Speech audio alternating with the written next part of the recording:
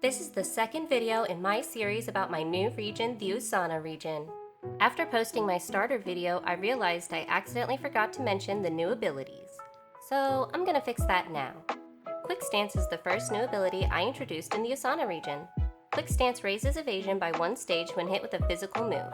So even though Krokimbo is a bit of a glass cannon, hitting it more than once is gonna be a challenge. Hot-Headed is another ability I introduced in the Usana region. Attack is raised by 1 stage when this Pokemon misses. Not landing an attack fuels the fire within Reptyrant. When they land a hit, it's gonna hurt. Simple Seer is the final new ability I added for the Usana region. Simple Seer allows Mystiseer to copy the opponent's stat changes, for better or for worse. If you haven't seen the Usana Starters video, be sure to check it out after you finish this one. Alright, now that that's out of the way, let's get into today's video. I'll be continuing Alex's journey in the Usana region and introducing the Route 1 Pokemon that can be encountered there. In the Usana region, there are often 2 routes that run alongside each other.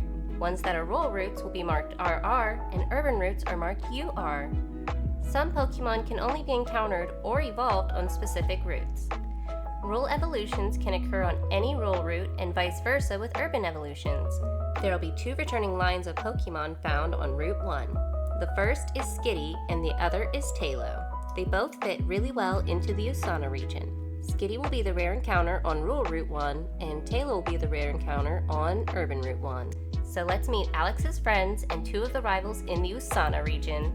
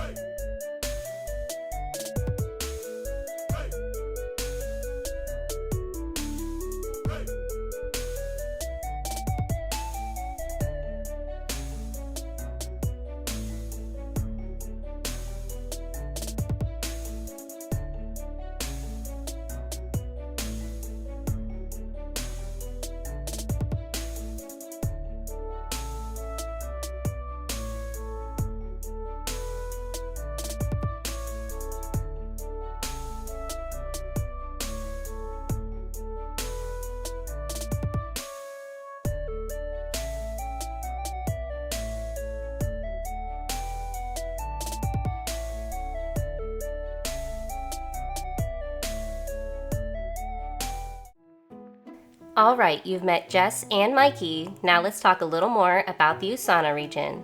Usana is a massive region of diversity and expansion. Because of this, some species of Pokemon have adapted to better suit their respective environmental changes. Since Usana is based primarily in mid-America with aspects of Florida and the west and east coast, the first Pokemon in today's video is found all across the US. This is Pygrub, the Pygrub Pokemon. I'd break down the name, but I kinda already did, so I won't waste time stating the obvious. When I was thinking about Route 1 Pokemon, I wanted to make sure I introduced a new bug. Since Sizzlipede and Volcarona are the only bug fire Pokemon, I figured that would be a great typing for the first bug in Usana. It will all come together in the final Evo. Pygrub is a grub that's obsessed with honey. They scream and cry till they are fed, and they are always hungry. So that means they are always screaming. Bee Pokemon, beware. When it came to designing Pygrub, I wanted to have large honeycomb eyes and a drooly mouth. For the colors, I wanted to combine elements of fire types and bug types, and that's shiny. I must say, it's pretty clean. I think this design is so cute, but a lot of Route 1 Pokemon are cute, so I think it fits right in. For the stats, I made Pygrub surprisingly fast, but that's because it's better at avoiding danger than defending itself. For the abilities, I went with Compound Eyes and Shed Skin since these were thematic and also worked well for Pygrub. For the hidden ability, I went with Overcoat. I love this guy's design, it's exactly how I pictured it when I first came up with Pygrub. Now let's see the next evolution.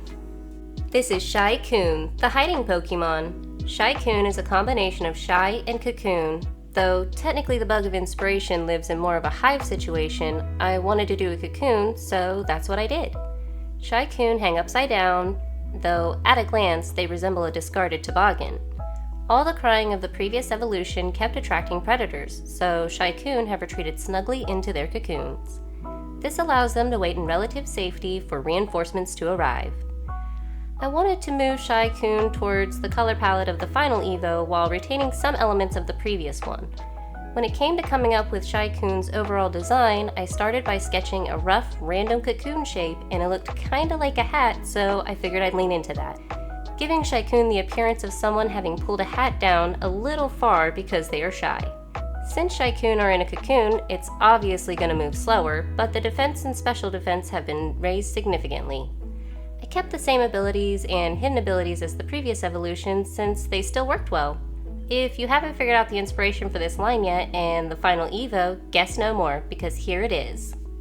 This is Vespiceer, the Lava Blaster Pokemon. Vespiceer is a combination of the word Vespidae, which is the scientific family for wasps, and seer, as in to burn something. Wasps are found everywhere in North America, and the paper wasp is particularly prevalent in the South.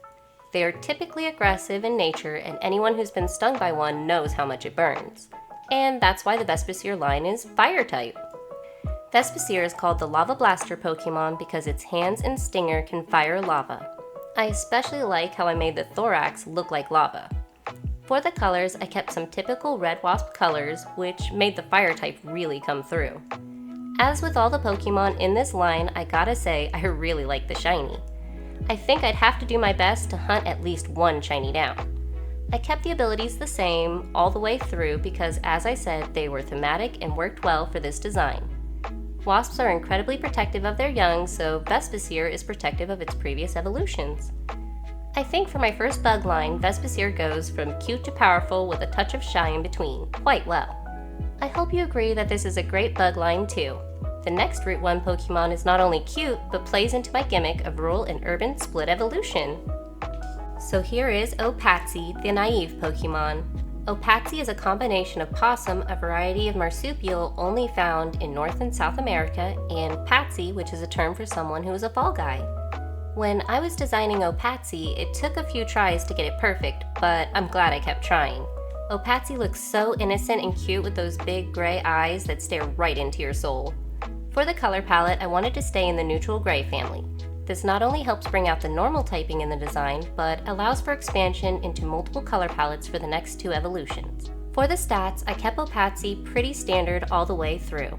This way, it can be diverged in the next two evolutions. For the abilities, I went with Pickup and Nocturnal. Nocturnal is a new ability that prevents the Pokemon from falling asleep if it's night. And the hidden ability is Adaptability. Opossums are blamed for things that are often caused by raccoons, such as rabies, being ferocious, and unclean. Just like the real-life opossum, Opatsy are often blamed for things done by another Pokemon in the Usana region. I like when Pokemon have in-world interactions, such as Zangoose and Viper, and I really wanted to expand that list with my own concepts. Though these two may not interact directly, the way they are perceived is interconnected. But first, let's see the real evolution for Opatsy.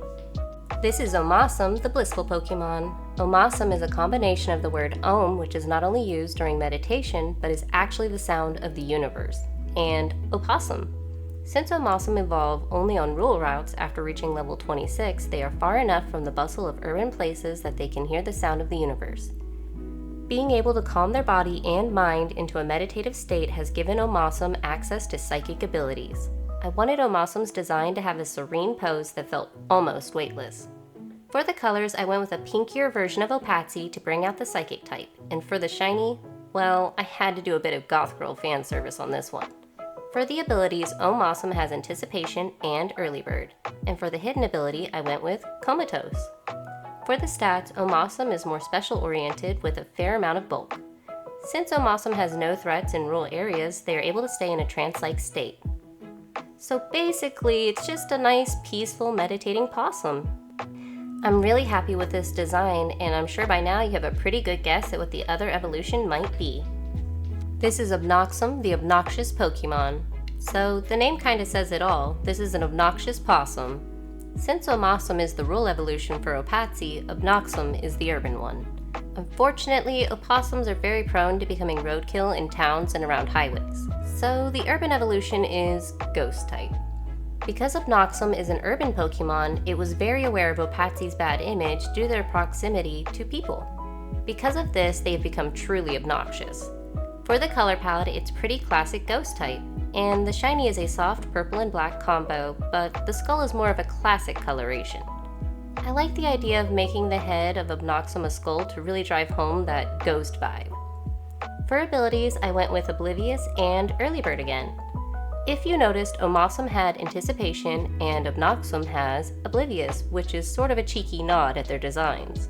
And the hidden ability is Cursed Body. For the stats, since Omasum is special-oriented, Obnoxum is physical-oriented. This is my first time making split evolutions, but I'm pretty happy with the results. I'd like to know what you guys think, so drop a comment and let me know. Now let's see the first Urban Route exclusive evolution line. This is Bandicute, the sly Pokemon. Bandicute is a combination of bandit and cute. Don't let Bandicute's innocent appearance fool you, it's actually quite the little thief. As I said, Bandicute and Opazi have an interaction because Bandicute will often try to pin its thefts on Opazi. Bandicute hide their stolen goods in their fur. When caught, they just act innocent until they can slip away. Since opossums are marsupials and have a pouch, Opazi gets accused of stealing when they only pick up lost items on the ground. For the color palette, I kept with some standard dark type colors. And the shiny, I had to go white. It's such a great contrast, and I think it's a simple but good shiny. For the abilities, I went with Frisk and Runaway, and the hidden ability is Sticky Fingers. When this Pokemon makes physical contact, it can steal the opponent's held item. I love when Pokemon designs have callbacks to older Pokemon, so Bandicute is holding a Meowth coin.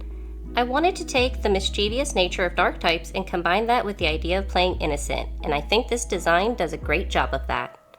Now let's take a look at what Bandicute will evolve into. This is Tanukkin. Tanukkin is a combination of the word tanuki and keen, like keen-eyed. A tanuki is a Japanese raccoon dog, and in Japanese myths, they are mischievous and jolly, so it fit the vibe. Tanukkin are swift thieves, and with their keen eyes, they can quickly get in and get out with the most valuable items. Tanukkin thrive in urban environments where there are lots of unsuspecting people to steal from. The colors are darker than Bandicute, and I gave Tanukkin this big, toothy grin. Tanukkin run while holding and stuffing things into their tail, so they aren't dragging it around. The shiny, I stayed with the white coloration since it works really well. For the stats, I went with solid HP, attack, and speed. For the abilities, I chose Frisk, Intimidate, and again, Sticky Fingers. There's even more Meowth coins, and they are falling out as Tanukkin makes its getaway. I think this design looks alive and really brings out the character traits of Tanukkin. And that's the final Route 1 Pokemon for the Usana region. If you liked the video, you can let me know by hitting that like button. And if you aren't already subscribed, it would be awesome if you did.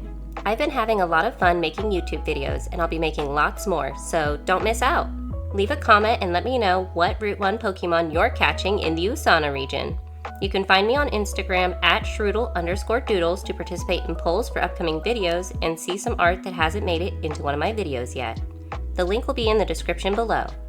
My next video, like always, will be a challenge video. And that's all for now. Until next time.